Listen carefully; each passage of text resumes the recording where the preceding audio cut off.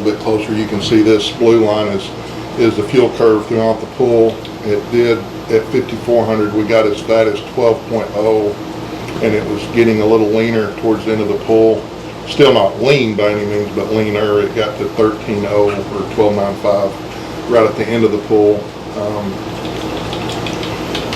So I'm going to look at a plug. Obviously 12.0 is a little fatter than it needs to be for peak performance. I'm shooting for 13.0, so I'm going to probably pull another 10-15% out of the map and try to work on this curve a little bit and smooth that out towards the top end. So yeah.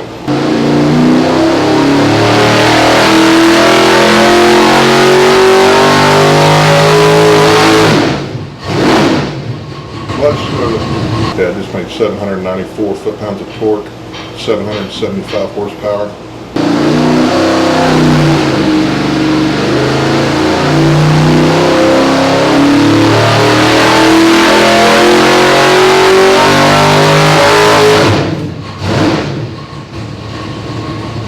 Picked up a little bit of horsepower, not a lot.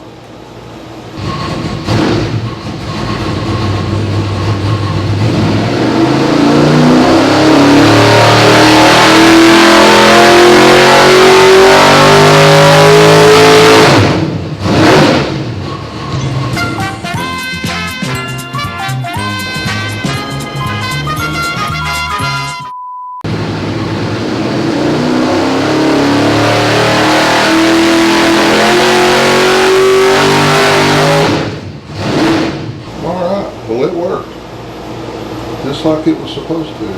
What we have here is it did kind of stumble on its face really fat right whenever the nitrous came on, which I was being extremely conservative, pulling an extra 5 or 6 degrees from where we really should end up, and throwing a lot of fuel at it, being really conservative, because we have the nitrous coming on progressive, but I had it getting the fuel on really early in the ramp so that it would, I anticipated it to be fat. So I'm going to clean some of that up, and it should take this dip out so that when the nitrous activated, it just dumped a lot of fuel and jerked all that timing.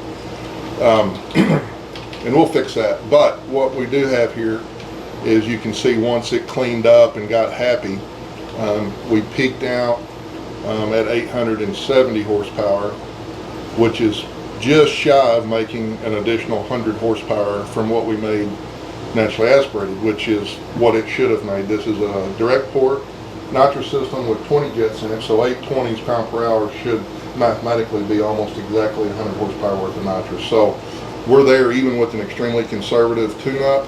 I'm going to look at a plug, and then I'll make some adjustments to the map, clean up some of this. Right where it came on, it was just way too fat, dumped way too much fuel. So we'll clean that up and make this graph get smooth. Way rich, and we have a timing mark out here close to the tip, so I'm going to add 2 degrees of timing back to the motor and make another pull with no other changes other than cleaning up the fuel down low right where it came on, and go from there.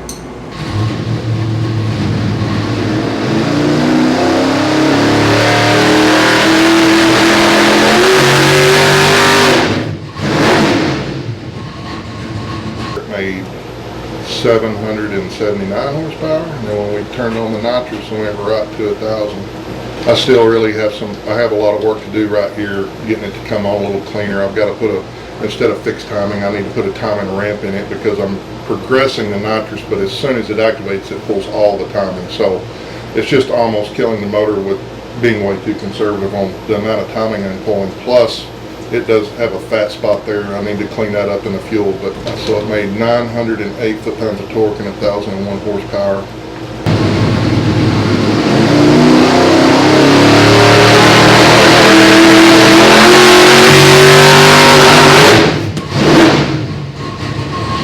$1,072. So that was what 4 extra degrees of timing does.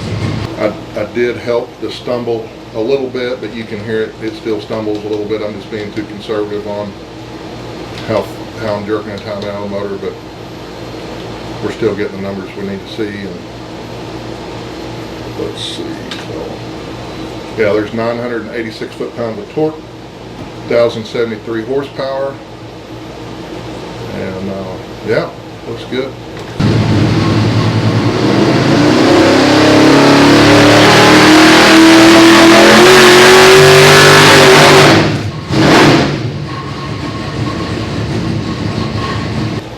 almost 1100. We picked it up to 990 foot-pounds of torque and 1,094 horsepower. That's 2 degrees up from what did it make on the last pull?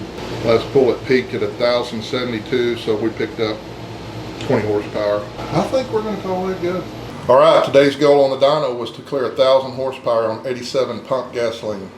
You heard that right, pump gas, and we did it. So we just made actually 1,100 horsepower with this 632. It's a conventional headed 632, a Nitrous Express direct port dry system, all being controlled by Holley Terminator X Max because it's drive-by-wire. But what is really amazing is this product from Boostain. We literally went to the Allsips in Archer City, Texas, and bought the cheapest stuff they had, 87 octane pump gas. The reason for that was we felt like that was a fresher gas than buying premium, but we made the octane with this Boostain Professional. So according to the mixing chart here on the bottle, the way we were mixing it, we were running at what should be right at 98 octane. And so that's pretty impressive. This engine, like I said, is a 632. It is being controlled by the Holley. We are doing cool on plug. Your cam and crank sensor inputs are coming from a dual sync distributor with a flat cap running Holley LS, I'm sorry, not Holley, but just GM LS3 coils, factory GM coils. A set of DeetsWorks fuel injectors are supplying the fuel to the motor along with the DeetsWorks fuel system that we have here on the dyno. The motor made 795 foot-pounds of torque at 4,800 RPM and 780 horsepower at 5,700 RPM. This is relatively a small cam. As you can tell, it's not even necessarily a nitrous cam. This engine is for the street. It's going in a square body Suburban 2-wheel drive to go do a little work on the street. So the customer wanted it to clear 1,000, like I said. And right now we've got a 31 jet in this direct port, and I've got the motor running at 22 degrees of timing with a target AFR of 13.5 air fuel ratio. And it made 990 foot-pounds of torque and 1,100 horsepower. So for a pump gas unit, I just can't say enough about how the Boostain product has changed my philosophy and the way I think about engines, especially street strip stuff. Giving the customer the convenience of literally being able to fill up the pump, add some Boostain, and make serious power, and not have to go chase race gas. Pretty cool stuff. I'm really proud of this combination, and I can't wait to see it in the vehicle terrorizing streets.